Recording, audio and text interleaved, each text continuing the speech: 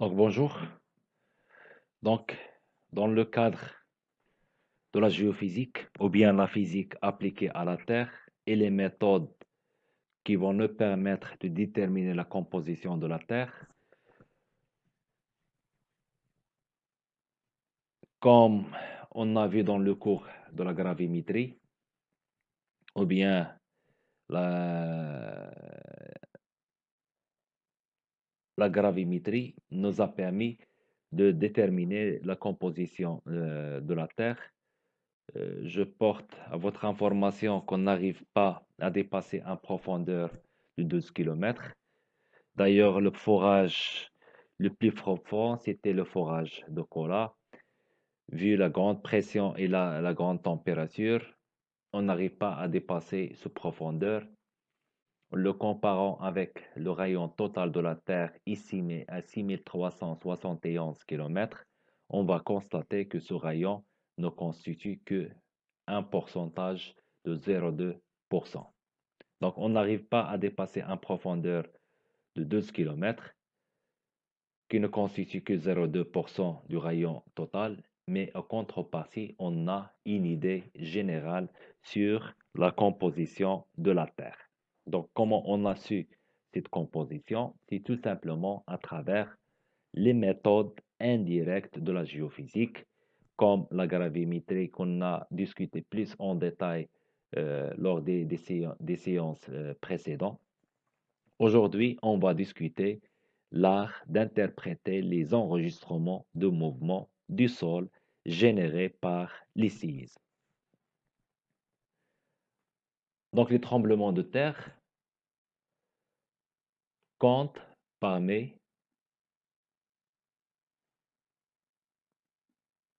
comptent parmi les catastrophes naturelles les plus fréquentes sur Terre. Ils représentent un grave danger parce qu'ils sont généralement imprévisibles, bien qu'un tremblement de terre ne dure souvent que quelques secondes, mais ses conséquences sont considérables. Les vibrations, qui sont dévastatrices, tuent souvent des milliers de personnes. Pour les sismologues ou bien les experts, ils ont bien d'autres facettes. Alors pour eux, lorsque un matériau rigide est soumis à des contraintes, il va d'abord se déformer de manière élastique, puis, lorsqu'il aura atteint sa limite d'élasticité, il va se rupturer en dégageant de façon instantanée toute l'énergie qu'il a accumulée durant la déformation élastique. C'est exactement ce qui se passe lorsque la lithosphère est soumise à des contraintes. C'est l'effet des contraintes causées le plus souvent par le mouvement des plaques tectoniques. La lithosphère accumule l'énergie et lorsque certains endroits, la limite d'élasticité est atteinte, il se produit une ou plusieurs ruptures qui se traduisent par des failles. Et on verra après comment déterminer la nature de ces failles ou bien la sismique consiste à étudier les propagations des ondes sismiques à l'intérieur de la Terre, dans le sol et le sous-sol, pour en déduire les structures superficielles et profondes. Et comme on a vu dans le cours de la gravimétrie, le paramètre principal, c'était la gravitation qui est à son tour exprimée en fonction de la densité.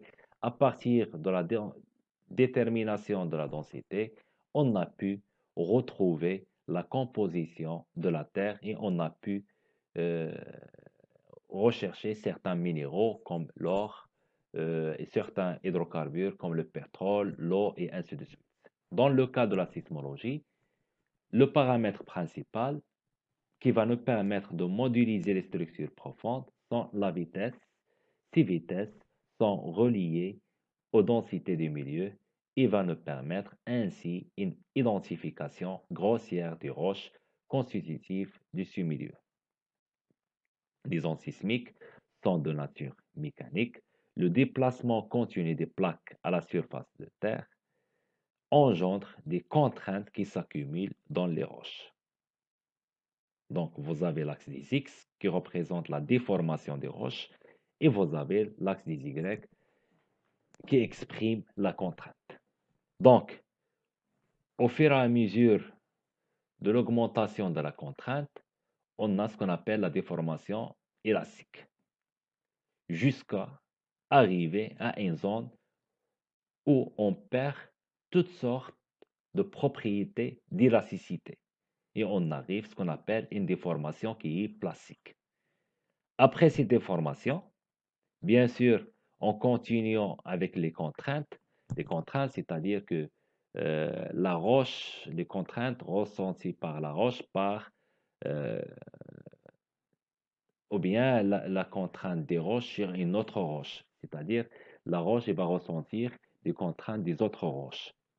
Et également, la contrainte peut se traduire par la grande pression et la température. Donc, après la zone élastique, on a la zone plastique. Et après, si ça continue la contrainte, on a ce qu'on appelle la rupture. La rupture qui est traduite par les failles. Donc, au bout de certains temps, ces roches atteindront leur seuil de rupture à la suite de l'accumulation des contraintes et vont se casser en donnant naissance à une faille.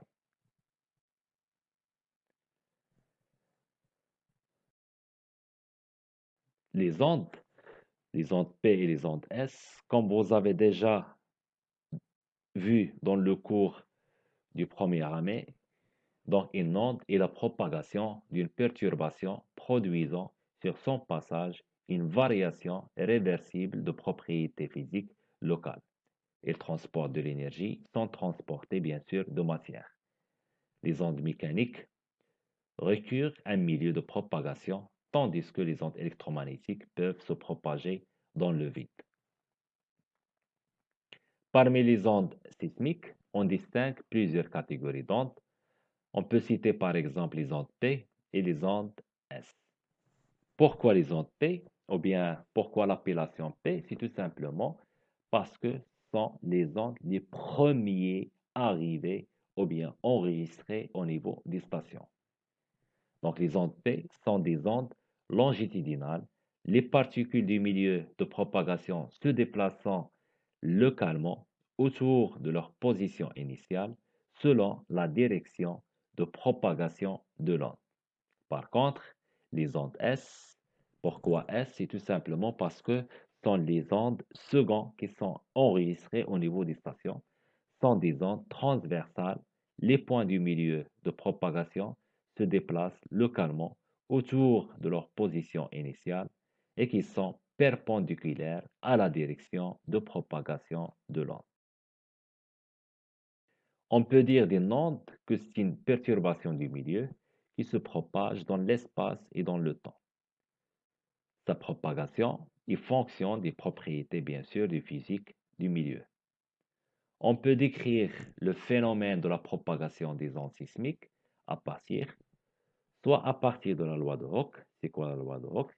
C'est une simple loi qui modélise le comportement des solides élastiques soumis à des contraintes en reliant la contrainte et des formations. Ou bien on peut décrire le phénomène de la propagation des ondes sismiques tout simplement par la deuxième loi de Newton en reliant la force et l'accélération. Bien sûr, les relations entre contraintes et déformation pour un matériau permettent de décrire les propriétés élastiques de ce matériau ainsi que les caractéristiques telles que la vitesse des ondes qui se propagent. Pour définir le comportement de ces vitesses, on a besoin de définir certains paramètres comme la contrainte, qui est la force par unité de surface, la déformation, à l'intérieur des limites d'élasticité, la contrainte est proportionnelle à cette déformation. C'est tout simplement la loi de Hooke. Également, on a besoin du modèle de Young ou bien le modèle d'élasticité qui est défini en tant que la contrainte inéaxiale sur la déformation parallèle à la contrainte. Également, on a besoin de définir ce qu'on appelle un module d'élasticité, qui est une contrainte hydrostatique dans les trois axes orthogonaux, ce qui entraîne un changement de volume. L'inverse de ce module va définir ce qu'on appelle la compressibilité.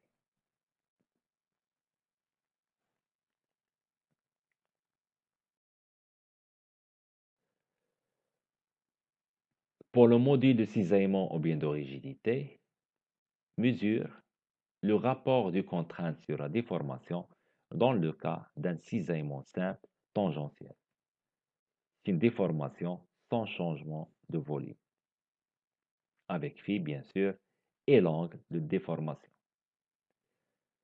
La constante de Lamé, ou bien l'incompressibilité des fluides, est définie en tant que l'incompressibilité moins 2 mu sur 3.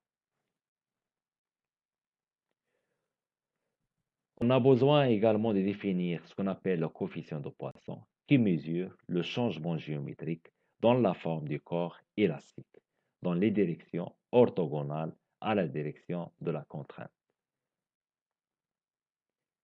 Il faut savoir que ce paramètre, le coefficient de Poisson, est inférieur à 0,5 pour la plupart des roches, est égal à 0,25. Le coefficient de Poisson est relié au module de Young par la deuxième constante de Lamé. Retenir de ces constantes, ce qu'il ne faut pas apprendre par cœur, c'est seulement des outils qui vont nous permettre de déterminer ou bien expliquer le comportement des ondes sismiques. Donc, pour la propagation de l'onde longitudinale, et comme on a vu dans la science des TD, l'équation différentielle modélisant la propagation des ondes planes longitudinales pour lequel la déformation du milieu se fait dans le même ou bien dans la même direction que la propagation peut être modélisée par une équation aux dérivées partielles du second ordre. C'est tout simplement l'équation de Lambert à une dimension. C'est une équation générale qui décrit la propagation d'une onde qui peut être représentée par une grandeur scalaire ou bien vectorielle. Ce qui entraîne la vitesse est exprimée en fonction du module d'arrangement transversal des plaques et de la densité. On reconnaît là l'équation d'une onde dans la vitesse de propagation Vp. C'est une onde longitudinale de condensation ou de compression. De la même manière se comporte l'onde S, sauf que cette onde il est exprimée en fonction du module de rigidité sur la densité. Remarquons que le rapport de la vitesse Vp sur Vs, si vous divisez ce terme sur le deuxième terme V2, vous allez trouver que Vp sur Vs est égal à racine 3, qui est supérieur à 1, ce qui implique que les vitesses P sont les premiers arrivés par rapport aux ondes S.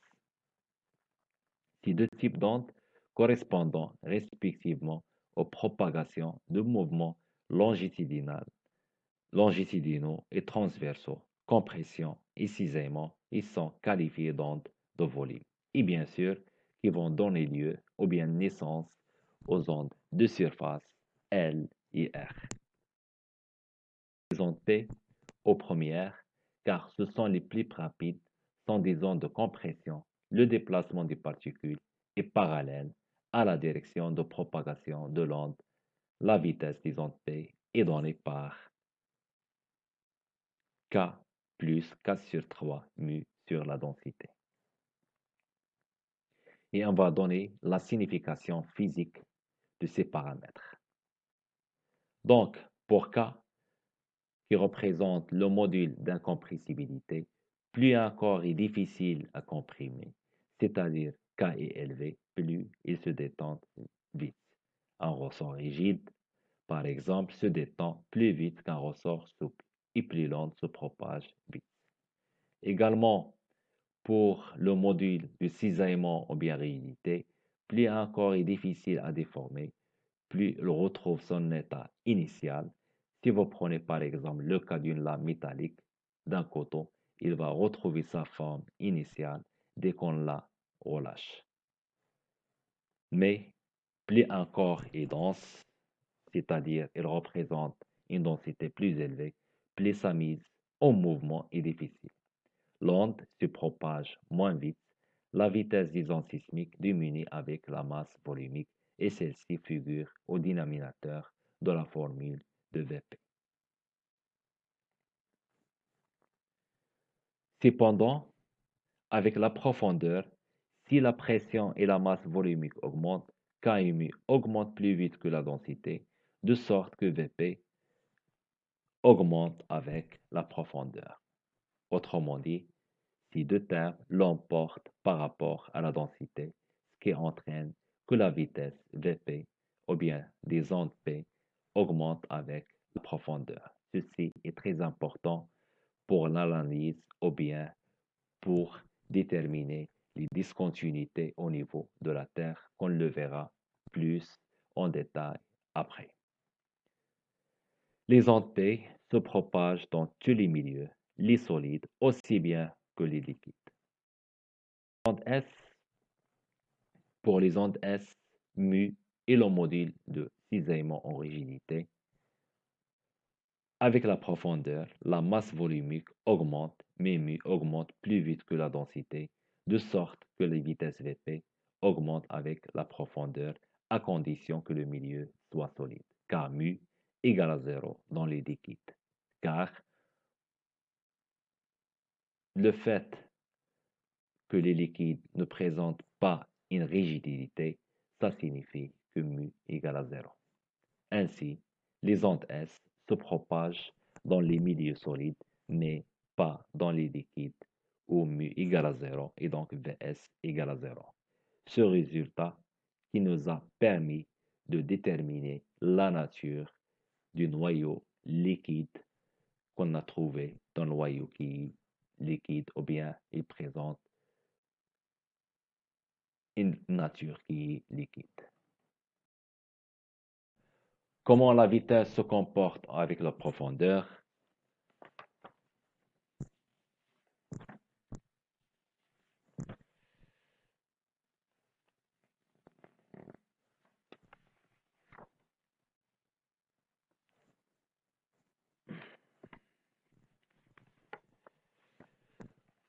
Donc, on verra comment la vitesse se comporte avec la profondeur.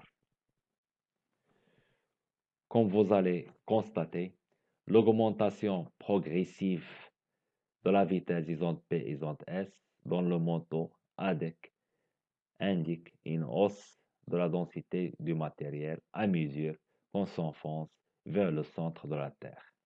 Mais la propagation des ondes S stoppe brusquement à la limite entre le noyau par exemple et le manteau. Cela indique que le noyau externe est liquide. Également, la variation du comportement des ondes P, ça nous a permis de déterminer certaines discontinuités, par exemple comme la discontinuité de Moreau, la discontinuité de Gutenberg et la discontinuité de Riemann.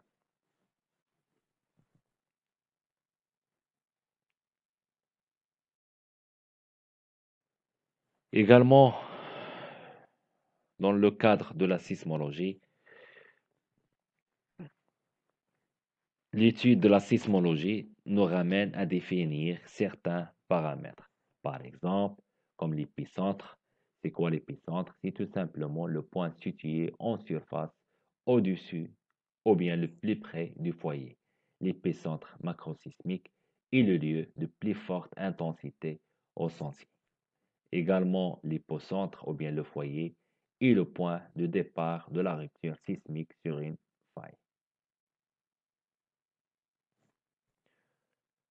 On a également ce qu'on appelle la propagation des ondes sismiques ou bien les rays sismiques et les fronts d'ondes qui sont perpendiculaires aux rays sismiques.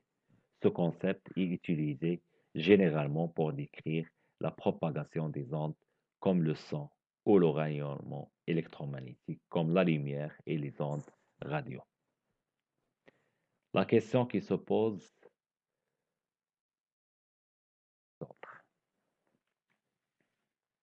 normalement, il existe plusieurs méthodes de détermination du foyer sismique.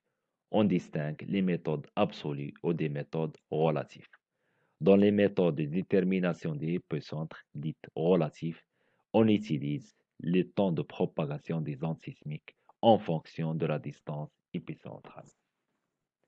Donc, comment utiliser ou bien localiser l'épicentre? Nous recherchons sur un sismographe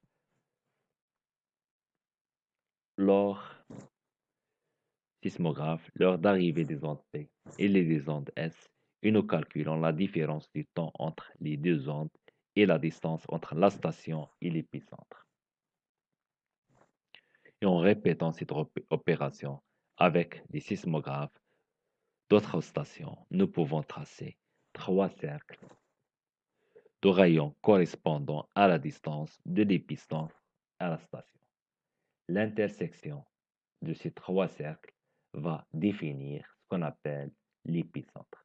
Remarquons que les cercles représentent le lieu géométrique de l'épicentre pour chaque station, sachant qu'il s'agit d'un seul séisme. L'épicentre se trouve donc à l'intersection des trois cercles.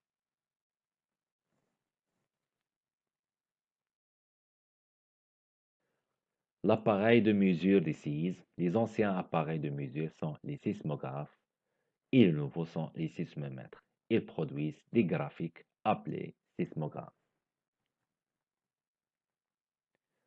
Pour l'échelle utilisée pour mesurer la force, on peut citer par exemple l'échelle de Richter qui mesure la magnitude d'un séisme à partir du logarithme de l'amplitude des ondes de volume sur un sismographe.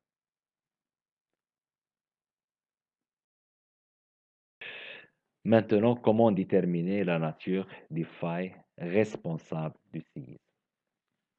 La faille, c'est quoi une faille? Une faille est tout simplement sur le plan de rupture d'une roche soumise à des contraintes tectoniques. On a par exemple une faille qui est normale.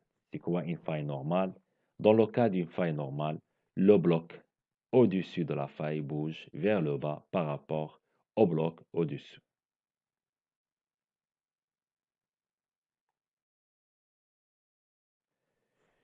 Ce mouvement est créé par des forces en extension et provoque un allongement. Pour une faille inverse, dans le cas d'une faille inverse, le bloc au-dessus de la faille bouge vers le haut par rapport au bloc au-dessous. Ce mouvement est créé par des forces en compression et provoque un raccourcissement.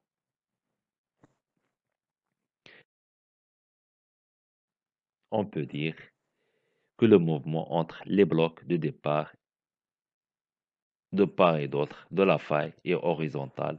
Ce mouvement est créé par des forces de cisaillement.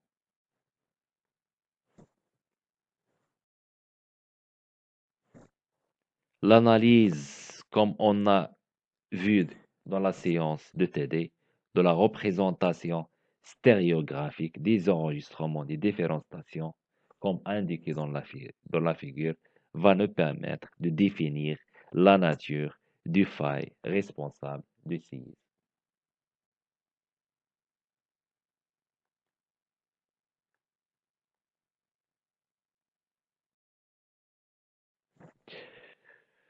Maintenant, on verra une chose qui est très importante, ce qu'on appelle la sismique réflexion.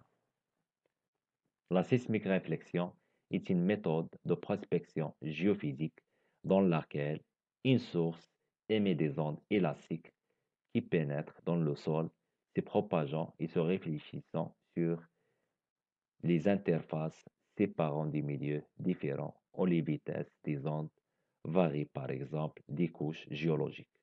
On recueille les signaux réfléchis de façon à établir la vitesse des ondes dans ces milieux et la géométrie des milieux traversés.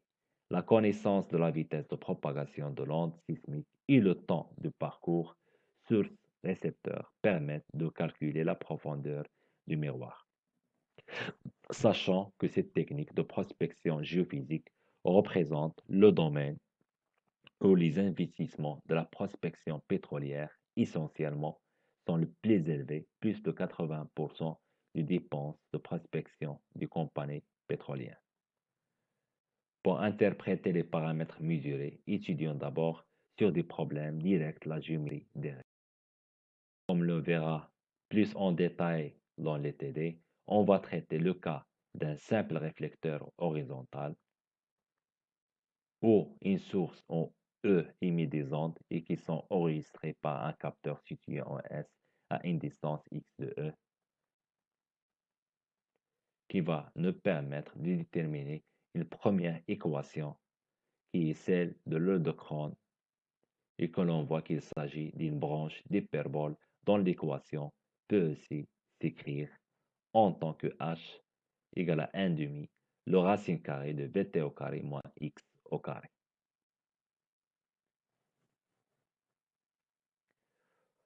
Pour le cas de plusieurs capteurs, on définit la correction dynamique ou bien le move-out en anglais comme la différence entre les temps de propagation T1 et T2 des arrivées des raies réfléchies à deux distances x1 et x2.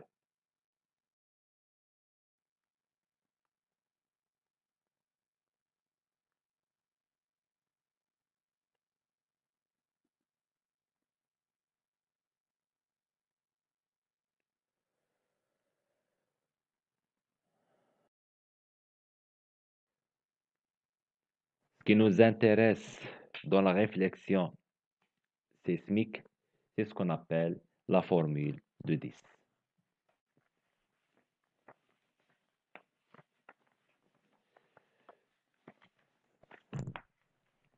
Dans les milieux stratifiés, lorsque l'on a plusieurs niveaux, on remplace la vitesse de l'équation précédente par la vitesse moyenne donnée par une approximation à l'aide de la méthode des moindres carrés jusqu'au niveau n. On va aboutir ce qu'on appelle la formule de 10. C'est une équation datée de 1955. C'est une équation très importante dans le cas de la prospection pétrolière. Autrement dit, dans les milieux stratifiés, habituellement rencontrés dans les bassins sédimentaires, l'écart entre les vitesses est de l'ordre de quelques pourcents. Les vitesses moyennes quadratiques permettent de déterminer ou bien d'obtenir les vitesses d'intervalle de chacune des couches de l'empilement par la formule de 10, qu'on le discutera plus en détail dans la séance de TD.